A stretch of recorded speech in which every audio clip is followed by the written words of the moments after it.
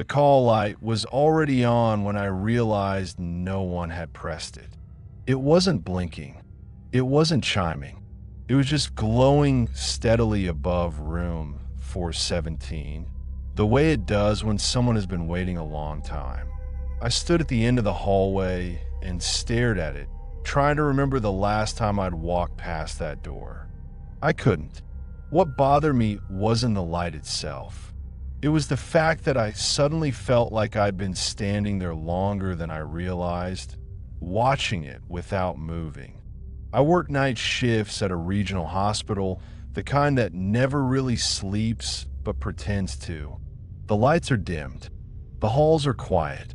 Sounds travel farther than they should.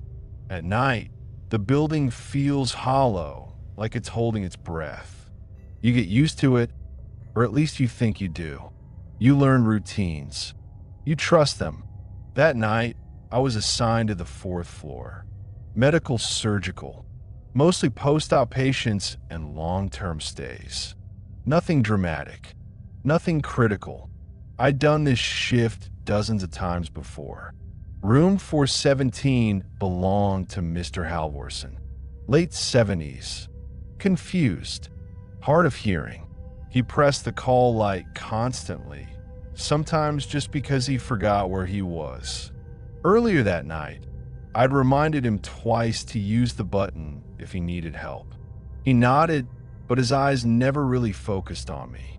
So when I saw the call light on again, I sighed to myself and started walking down the hallway. The closer I got, the quieter everything felt. The air seemed thicker, like it had weight. The hum of the fluorescent lights faded into something softer, almost distant. My shoes barely made a sound on the floor. I stopped outside the door. The call light above it was still on. Solid. Patient waiting. I knocked once, lightly, and pushed the door open.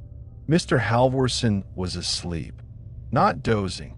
Not restless. Fully asleep. His mouth was slightly open. His chest rose and fell slowly. The call button was still clipped to the side rail of the bed, untouched, exactly where I'd left it hours earlier. I stood there longer than I should have, staring at the button. I checked the bed rail, then the wall panel, then the floor like maybe it had fallen somehow and triggered itself. Nothing. I turned the call light off at the panel and stepped back into the hallway. As the door closed behind me, I felt that same sensation again, like I was being watched from somewhere I couldn't see. If you work nights long enough, you learn not to question every strange feeling. You ignore it. You move on. If you didn't, you'd never get anything done. I told myself it was a glitch. Old wiring. Old building. Hospitals are full of them. I took 3 steps away from the door. The call light came back on. I froze. Not because it turned on, but because there was no sound from the room. No movement. No voice. Just the light glowing steadily again. I went back in. This time, Mr. Halvorsen's eyes were open. He was staring straight at the ceiling, completely still. "You okay?" I asked quietly. His eyes shifted slowly toward me. They were wide. Too wide. Not confused. Not scared. Just alert in a way that made my stomach tighten. "Did you press the button?" I asked. He didn't answer. I walked closer to the bed and checked his vitals on the monitor. Everything looked normal. Heart rate steady. Oxygen fine. "Sir." I tried again. He finally spoke, but his voice was low, almost careful. "It's rude to stare," he said. I glanced over my shoulder without thinking. The room was empty. Just the bed, the chair, the curtain pulled back against the wall. No one else. "I'm sorry," I said. He swallowed. His eyes flicked toward the doorway, then back to the ceiling. "He doesn't like it when you notice," he said. I felt a chill crawl up my arms. Who doesn't? Mr. Halvorsen closed his eyes. "Never mind," he muttered. "You can go." I stood there, unsure what to say. Patients said strange things sometimes. Delirium, dementia, nighttime confusion. You hear it all. I reset the call light again and left the room, telling myself not to overthink it. For the next hour, nothing happened. I passed meds, checked charts, answered a few routine calls. The floor stayed quiet. Too quiet. Even the usual coughing and shifting seemed muted, like the entire wing had settled into an unnatural stillness. Then the call light in room 417 turned on again. This time, I didn't go right away. I stood at the nurse's station, staring down the hallway. The light glowed at the far end, a small, steady beacon. I waited to hear something. A voice. A sound. Anything. Nothing came. I told myself I was being ridiculous. I grabbed the chart and walked back down the hall. The door to 417 was already open. I stopped a few feet away, my heart thudding harder than it should have. I was sure I closed it earlier. We always close doors at night, unless there was a reason not to. I stepped inside. Mr. Halvorson was sitting up in bed now, his blanket pulled tight around him. He looked smaller somehow, like he was trying to take up less space. "You left it on," he said quietly. "I turned it off," I replied, keeping my voice calm. He shook his head. "Not that one." I frowned. "What do you mean?" He raised a thin finger and pointed, not at the call button, not at me, but at the corner of the room, near the ceiling. My eyes followed his gesture before I could stop myself. There was nothing there, just shadow, the kind that gathers where the light doesn't quite reach, the kind you don't usually notice until someone points it out. I forced a small smile. "There's nothing there, sir." His finger didn't move. "That's what it wants you to think." I felt my pulse in my throat. I reached for the call button and unclipped it, placing it directly into his hand. "If you need anything," I said a little more firmly, "press this. I'll be right down the hall." He wrapped his fingers around it, but didn't look at me. "You shouldn't come back," he said. I left without responding. Back at the station, I tried to focus on my work. I typed notes. I reviewed labs. I drank lukewarm coffee that tasted like paper. Every few minutes, my eyes drifted back to the hallway. The call lights stayed off. Around 3 a.m., the overhead lights dimmed further for scheduled energy saving. The floor slipped into an even deeper quiet. It was the kind of hour where time stretches. Minutes feel longer. Thoughts wander. That's when I noticed the reflection. I was sitting at the computer, staring at the screen, when something moved behind me. Not a sound, just a shift of light in the darkened monitor. I turned slowly. The hallway behind the nurse's station was empty. I told myself it was fatigue. I rubbed my eyes and looked back at the screen. The reflection was still there. Not a clear shape, just a darker area where there shouldn't have been one. Like something standing just out of view. I spun around again, faster this time. Nothing. My chest felt tight. I stood up, suddenly needing to move to break the feeling. I decided to do rounds early. Keep busy. Stay grounded. As I walked past room 417, I didn't look at the door. The call light clicked on anyway. The sound was soft, but in the silence, it felt loud. Final. I stopped. If you were there, you might have ignored it too. You might have told yourself someone else would get it, that it could wait a minute. I couldn't. I turned and went in. Mr. Halvorson was standing beside the bed. I'd never seen him out of bed before. He was unsteady, one hand gripping the rail, his back hunched. He looked at me with something close to relief. "It moved," he said. "What moved?" I asked, scanning the room. He pointed again. Same corner. It's closer now. I took a step forward, my eyes fixed on the shadowed ceiling. The light above flickered just once. The shadow seemed deeper than the others, thicker, like it absorbed the light instead of reflecting it. I need you to sit back down, I said gently. He didn't. His grip tightened on the rail. It watches when we sleep, he whispered. That's when it's easiest. A cold sensation settled in my stomach. I reached for my radio to call for assistance. It crackled to life before I pressed the button. Just static. I tried again. Nothing but a low hiss. Behind me, I heard the softest sound. Not a footstep. Not breathing. A shift. I turned. The shadow in the corner was different. I couldn't explain how. It wasn't a shape. It wasn't a figure. It was just wrong. Like the absence of something that should be there. Mr. Halvorson gasped.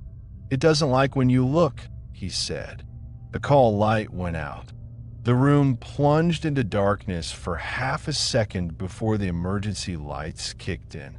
In that brief moment, I felt something brush past my shoulder. Cold, close, intentional. I backed away, my heart racing, my breath shallow. When the lights stabilized, the corner looked normal again. Empty. Mr. Halvorson collapsed back onto the bed, shaking. I didn't finish the rest of my rounds. Security checked the wiring. Maintenance blamed old systems. The doctor adjusted his meds. By morning, Mr. Halvorson barely remembered the night. I try to forget it too, but sometimes, when I work late, I see call lights turn on in empty rooms. Solid, waiting, and I don't look at the corners anymore.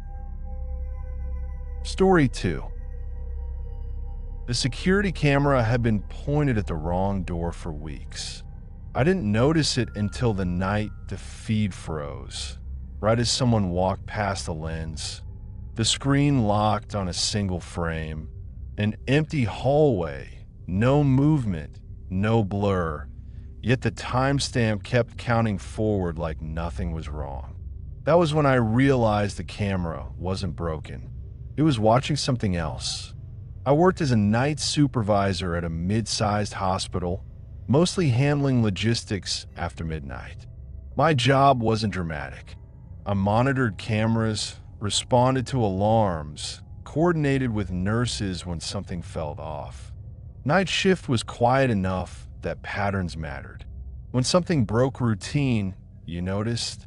The security room sat in the basement, windowless and cold. 6 monitors lined the wall, each showing different hallways, entrances, stairwells, and restricted areas.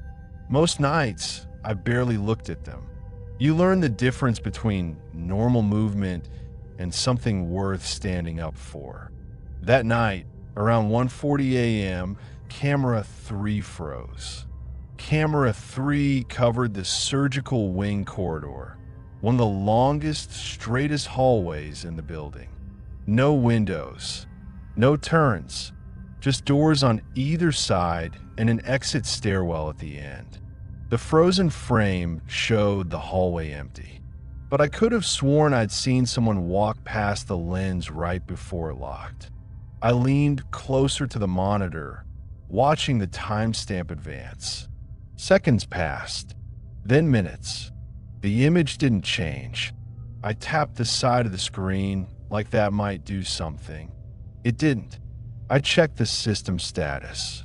All green. No alerts. No signal loss. I switched to another camera, then back again. Camera 3 was live. The hallway was still empty. I frowned. The frozen image hadn't been saved. There was no glitch log. According to the system, nothing had happened. I told myself I imagined it. Fatigue does that. Night shift plays tricks on you. You see movement that isn't there. You fill in gaps. I sat back down and try to focus on paperwork. 5 minutes later, camera 3 froze again. This time, I knew I hadn't imagined it. I was watching the feed when it happened. The image stuttered, then locked. In the frozen frame, the hallway wasn't empty anymore. Someone was standing halfway down the corridor. They weren't facing the camera. They were facing one of the patient room doors, standing so close their forehead nearly touched it. Their posture was strange, shoulders hunched, head tilted slightly, arms hanging stiff at their sides. I couldn't make out details.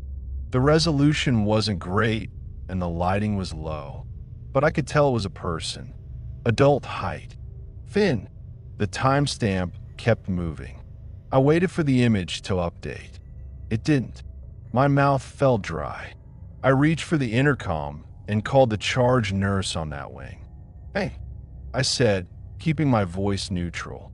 "Do you have anyone standing in the surgical hallway right now?" There was a pause. "No," she replied. "Why?" I glanced back at the screen. The figure hadn't moved. "Just checking," I said. "Probably nothing." I didn't tell her what I was seeing. I switched cameras. Camera 4 showed the same hallway from the opposite end. It was empty. No person. No shadow. Just a long stretch of floor and closed doors. My skin prickled. I toggled back to camera 3. Still frozen.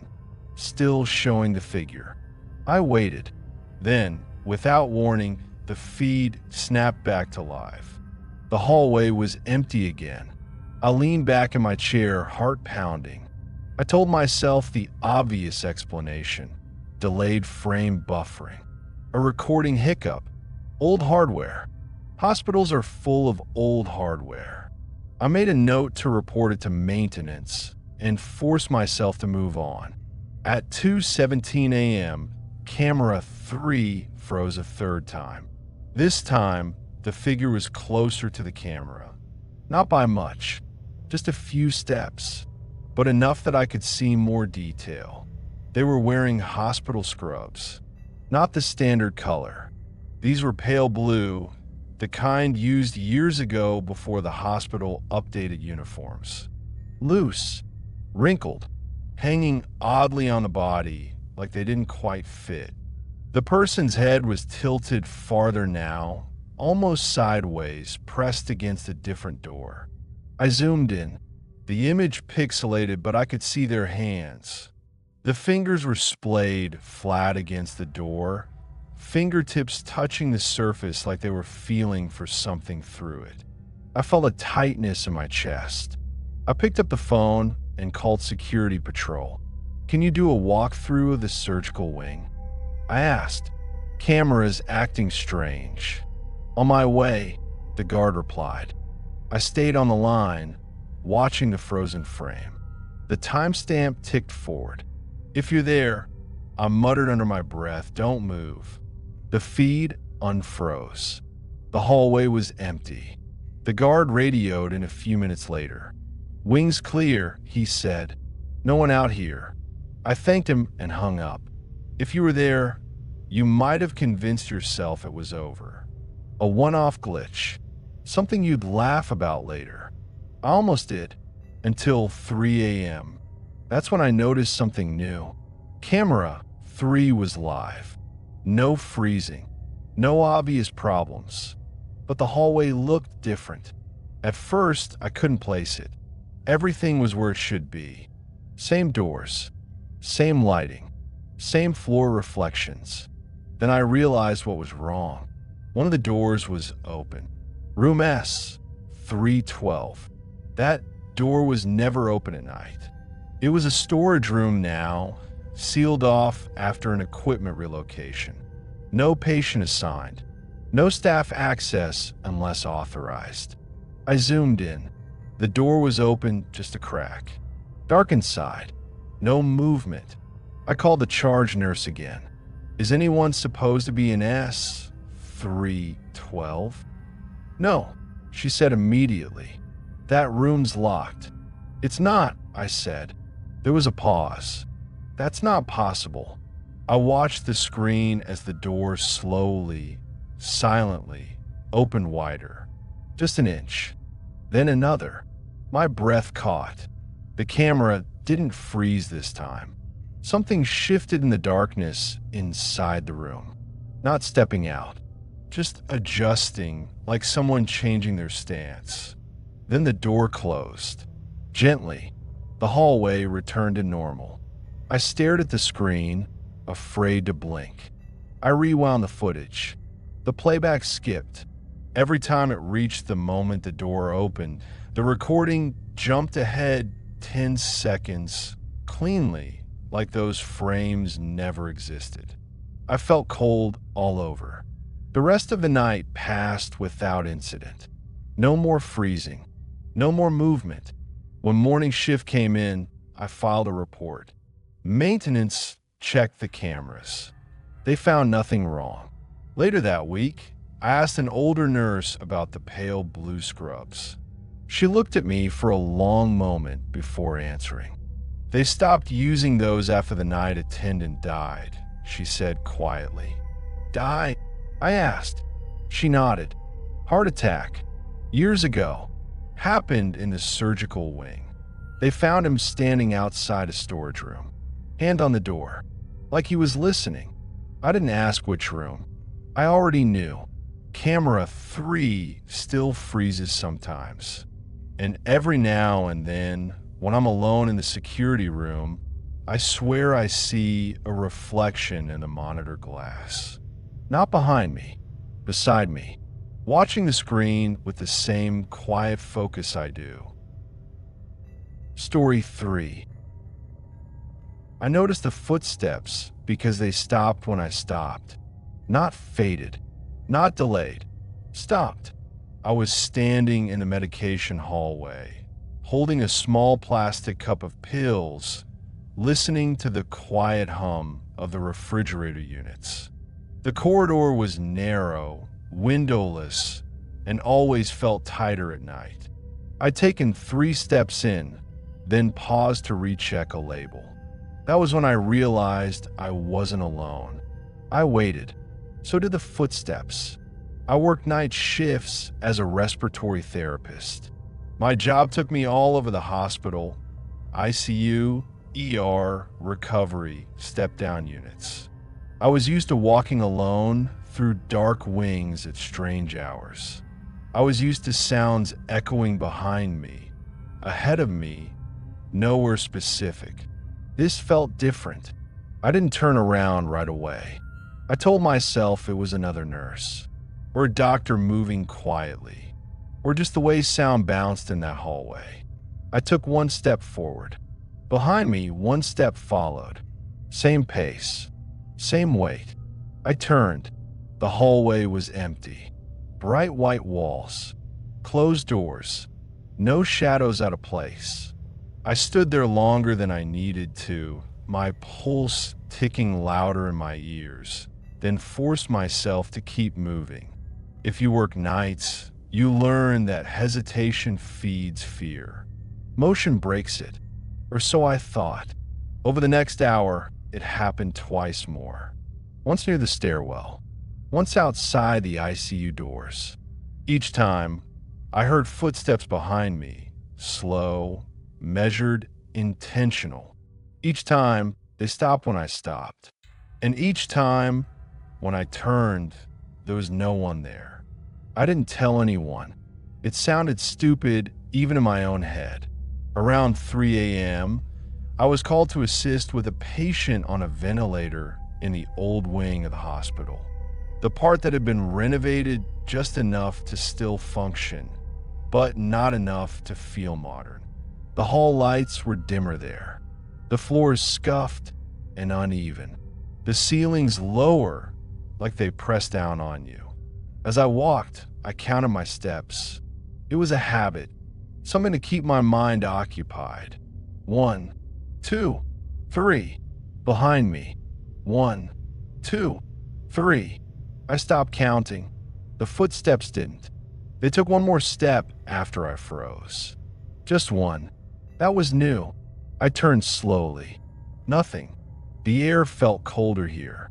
Still, thick. I reached the patient's room and shut the door behind me harder than necessary. The sound echoed longer than it should have. Inside, the patient was sedated. Machines breathed for them. Monitors glowed softly. The steady rhythm calmed me, anchored me back to something real.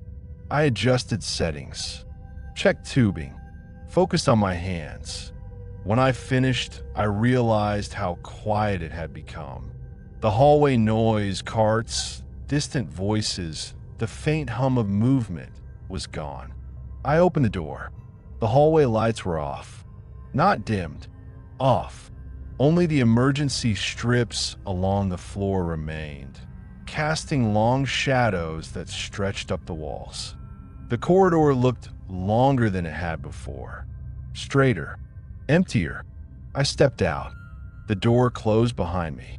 Footsteps followed, not behind me this time, beside me, matching my pace exactly. I didn't look. I walked faster. So did they. I reached the end of the hall and turned sharply into the stairwell, my shoulder brushing the wall. The footsteps turned too, still beside me, still invisible. I stopped. They stopped. My breathing sounded too loud in the enclosed space. I stared at the concrete steps, half expecting to see shoes. Shadows. Anything. Nothing. I stood there for a full minute before forcing myself down the stairs. Each step echoed alone. When I reached the bottom, the feeling lifted slightly. The air felt normal again. The sounds returned. I told myself it was exhaustion. I told myself it was stress. I told myself it was nothing. At 4:12 a.m., I was charting a workstation near the nurse's station when I felt it again. Someone standing too close. You know that feeling. The one where personal space disappears without warning. I didn't look up. The footsteps were gone now. No sound, just presence. I finished typing the sentence I was on before slowly raising my eyes. The reflection in the dark monitor glass showed someone standing just behind my left shoulder. They were close enough that I should have felt their breath. I turned. The space was empty, but the chair behind me shifted slightly, like someone had just stepped away from it. I stood up, my legs unsteady. Is someone there? I asked, hating how small my voice sounded. No answer. I laughed quietly to myself. A short, nervous sound. Get it together, I muttered. That's when I noticed the time. 4:17 a.m. Every monitor around the station flickered at once. Not enough to alarm, just enough to notice. And for a split second, every screen reflected movement. Figures, standing in hallways, at doorways, too still. Then it was gone. The nurses hadn't noticed. They were talking softly, focused on their screens. I didn't say anything. I finished my shift on autopilot. When morning came, the hospital filled with noise and light again. The strange quiet dissolved. The fear faded just enough to feel embarrassing. I went home, slept, tried to forget, until my next shift. It started immediately. The footsteps returned the moment the hospital quieted. Always close, always controlled, never visible. I tried walking faster, slower, changing routes, taking elevators instead of stairs. It didn't matter. They adjusted. Around 3 a.m., I stopped in the ICU hallway and spoke out loud. If you're following me, I said quietly, you don't have to. The footsteps continued. Then, for the first time, they moved ahead of me. I watched as faint impressions appeared on the floor, slight depressions, like weight pressing down without form. Walking away, toward a patient room. I followed at a distance I didn't choose. The door at the end of the hall was open. Inside, The room was empty, bed stripped, machines off, except for the chair beside the bed. It was pulled close, facing the mattress, as if someone had been sitting there, watching. The footsteps stopped inside the room. I stood in the doorway, my heart pounding. "I can see you," I said, though that wasn't true. Silence. Then the chair creaked, just a little, like someone shifting their weight. I backed away slowly. The next morning, I asked an older nurse if anyone had died in that wing recently. She looked at me carefully before answering. "Not recently," she said, "but years ago a night orderly. Quiet guy, always walked the halls. They found him collapsed outside an empty room. Heart gave out." She hesitated. "They said he'd been standing there for hours, just watching." I stopped working nights soon after. But sometimes, when I'm alone in quiet places, I hear footsteps match mine. And if I stop, they stop too, waiting. Story 4. I realized someone was watching me when the reflection blinked. Not the lights, not the monitor, the reflection. I was standing alone in the glass-walled observation room outside the ICU, reviewing notes on a tablet. The room was designed so doctors could watch patients without going inside. A silent box with floor-to-ceiling glass facing the ward. At night, it turned into a mirror. That's how I saw it. Behind me, someone standing in the room with me. I turned instantly. The room was empty. My reflection stared back from the glass. Tired eyes, slouched shoulders, the same worn scrubs I'd been wearing all week. No one else. I told myself it was stress. I worked as an overnight unit clerk. I didn't touch patients. I didn't run codes. I handled charts, calls, coordination. Quiet work. Alone work. Especially after midnight.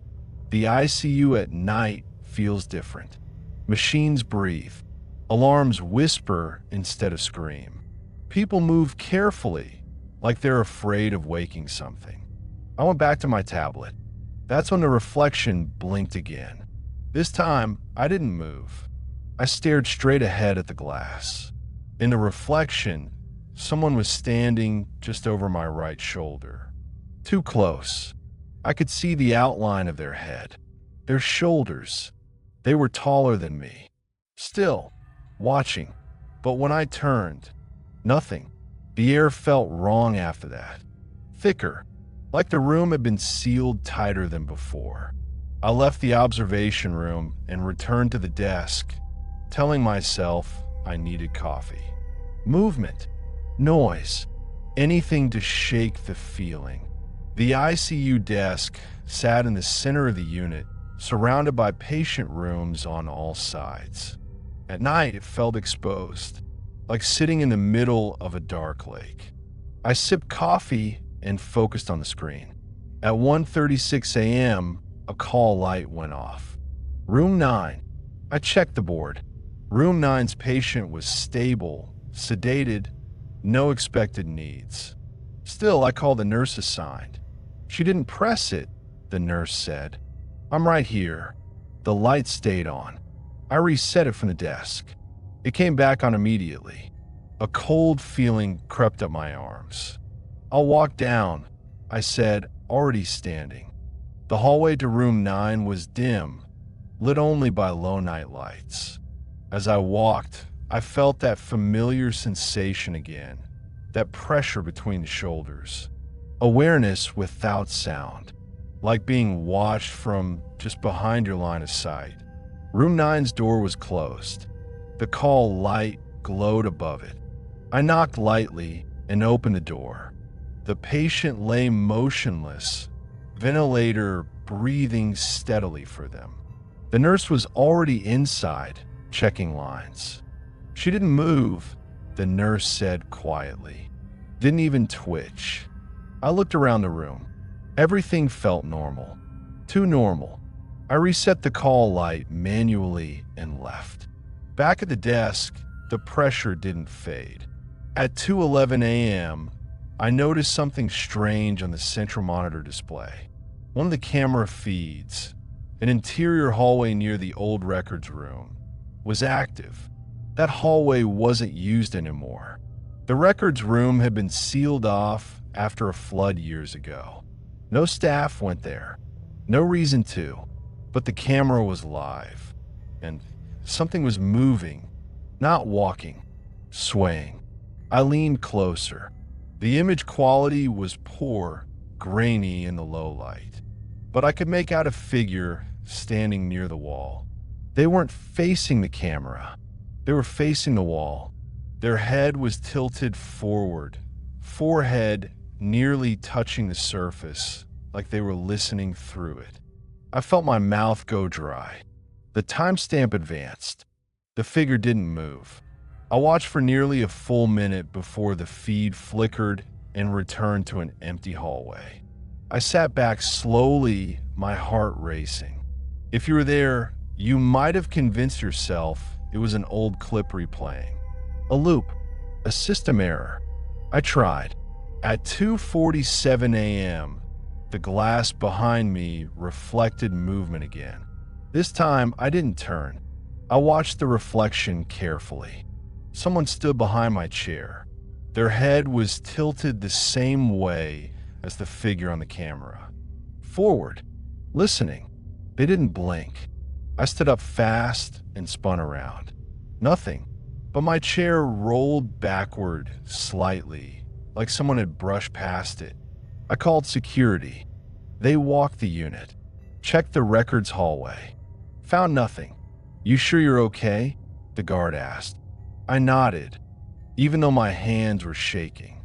After they left, I noticed something else. The reflection in the glass no longer matched my movements exactly. When I raised my hand, the reflection lagged. Just a fraction of a second. Enough to notice. I lowered my hand slowly. The reflection followed, but stopped halfway. My breath caught. In the glass, my reflection stood with one arm half raised. Behind it, another shape, standing where I should have been, watching me. I turned. Nothing. I backed away from the glass, my pulse hammering. At 3:22 a.m., a nurse called out from down the hall. Did you just walk past room 11? No, I said immediately. She frowned. Someone did. I felt them. That was enough. I told the charge nurse everything. The reflections, the camera, the feeling. She listened quietly, then asked one question. Does it feel like it's behind you? I froze. Yes, I whispered. She nodded slowly. Don't look at the glass anymore, she said. And don't acknowledge it. What is it? I asked. She didn't answer right away. Years ago, she said finally, there was a clerk who worked nights here. Same desk, same hours. She started complaining about feeling watched. Reflections not lining up. My chest tightened. One night, the nurse continued. She didn't go home. They found her sitting at the desk in the morning. Still, eyes open. No cause of death. I swallowed hard. What about the cameras? They said she spent her last hours staring at the glass, she said, talking to someone no one else could see. The rest of the shift passed in silence. I kept my back to solid walls, avoided reflective surfaces, didn't look at monitors unless I had to. At 4:58 a.m., 5 minutes before shift change, the glass behind the desk fogged slightly. Like breath, one slow exhale, then another, right where my reflection should have been. I didn't turn around. I didn't move. I waited for daylight. I transferred units the next week. Different floor, no glass walls. But sometimes, late at night, when I catch my reflection in a dark window, it blinks when I don't. and I get the feeling something is still standing behind me, waiting for me to notice it again. Story 5. The patient monitor started beeping before I realized it wasn't plugged into anyone. It was a steady, calm rhythm, not an alarm, not urgent, just the sound of a heartbeat, slow and regular, echoing softly through an empty room. I stood in the doorway, holding a clipboard, staring at the bed. No patient, no 4 lines, no wristband, just the monitor switched on, displaying a perfect waveform as if someone was lying there, breathing quietly in the dark. I worked as a float nurse on night shifts. That meant I covered gaps, ICU, step down, overflow units, wherever they needed someone who could adapt without asking too many questions. You see a lot doing that job. You learn not to react too quickly. Still, that monitor shouldn't have been on. The room was supposed to be closed for cleaning. I knew that because I'd signed off on it myself 2 hours earlier. Empty room, power down, door shut. Yet here I was, just after 2 a.m., listening to a heartbeat in a room with no one in it. I stepped inside slowly. The overhead lights were off, leaving only the soft blue glow of the monitor.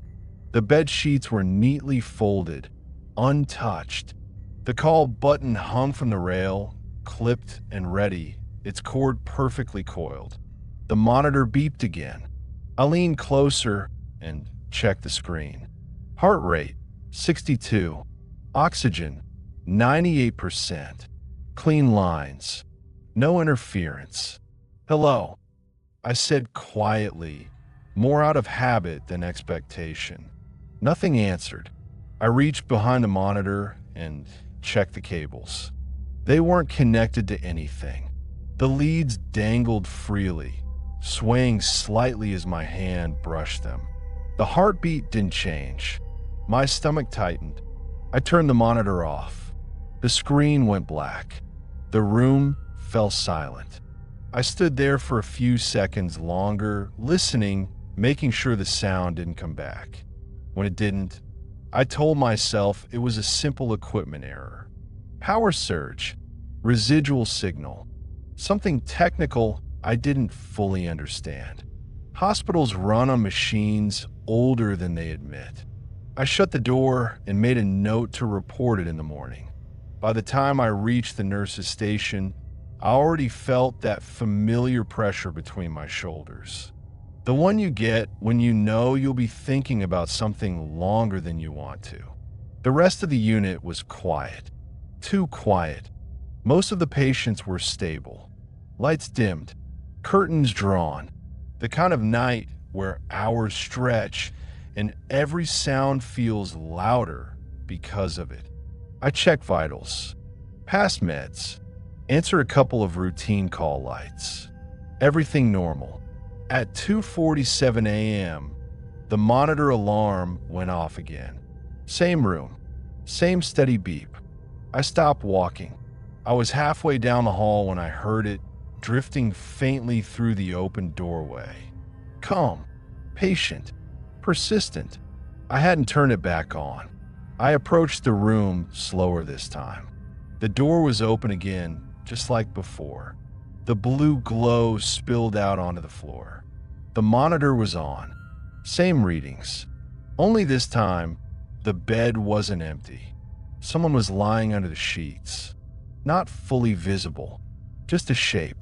Head on the pillow, body still, chest rising and falling slowly, matching the rhythm on the screen. I couldn't move. My mind raced through explanations. Patient transfer back, chart error, memory lapse, exhaustion. But I knew the face of every patient on that unit. I knew who belonged where. This person wasn't one of them. I stepped closer, my heart pounding hard enough that I could hear it in my ears.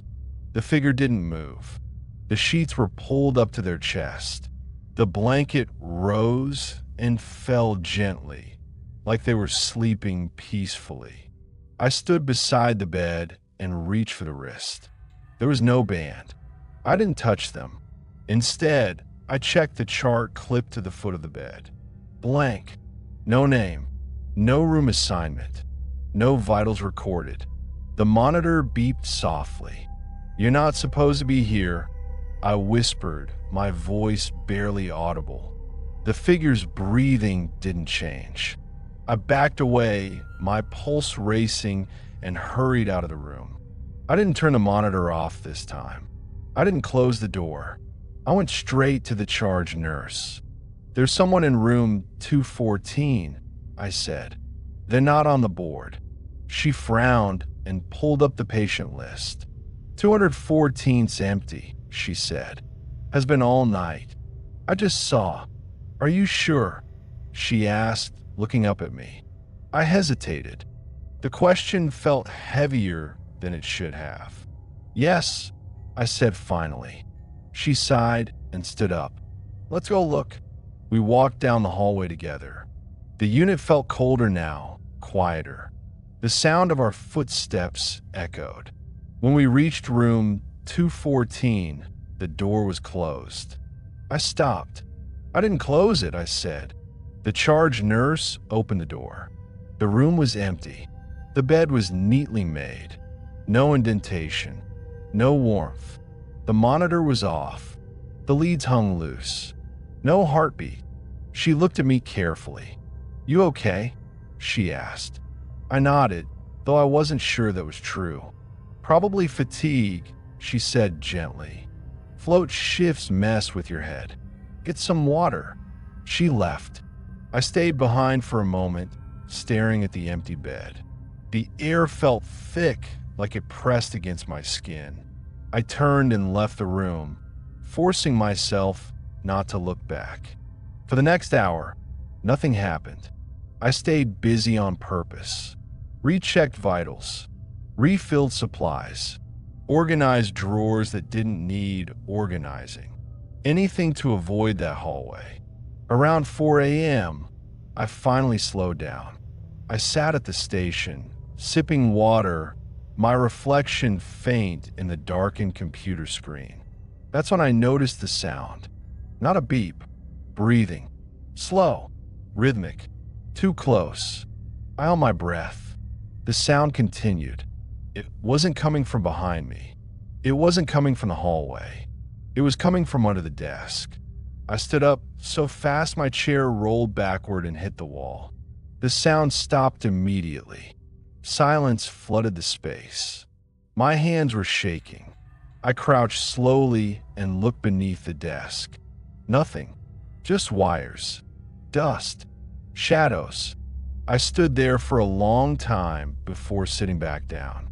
At 4:23 a.m., the monitor alarm sounded again. Room 214. I closed my eyes. If you were there, you might have waited for someone else to handle it. You might have told yourself you'd already checked that it wasn't real. I couldn't. I walked back down the hallway alone. The door was open. Inside, the bed was occupied again. This time, the figure was sitting up. Their back was to me. The blanket draped over their shoulders, falling down their back. Their head was tilted slightly, as if listening. The monitor beeped steadily. "Can I help you?" I asked, my voice trembling despite my effort to stay calm. The figure didn't turn. "I asked if you need something," I said. Slowly, impossibly slowly, the figure raised one hand and pointed toward the corner of the room. I followed the gesture before I could stop myself. The corner was darker than the rest. Not shadowed, just empty in a way that felt wrong, like light avoided it. "I don't see anything," I whispered. The figure spoke for the first time. "They stand there when no one's watching," it said. The voice was thin, weak, familiar in a way that made my stomach drop. "Ooh," I asked. "You had said." I felt dizzy. "What do you mean?" The figure began to turn. I saw the wristband then. My name, my employee ID number, my photo. The face that turned toward me was mine. Pale, hollow-eyed, lips slightly parted as if mid-breath. I stumbled backward, hitting the wall. The monitor alarm spiked, shrill and loud. The waveform on the screen went erratic. The figure lay back down, pulling the blanket up. "Don't wake me yet," it said softly. "It's not time." The lights flickered. When they stabilized, the bed was empty. The monitor was off. I ran. I didn't finish the shift. I told them I was sick. No one argued. I transferred units the next week. Months passed. I almost convinced myself it was stress, burnout, a hallucination brought on by exhaustion, until I heard it again, that steady, calm beep, coming from a room I knew was empty. And somewhere deep down, I realized the monitor hadn't been tracking a patient.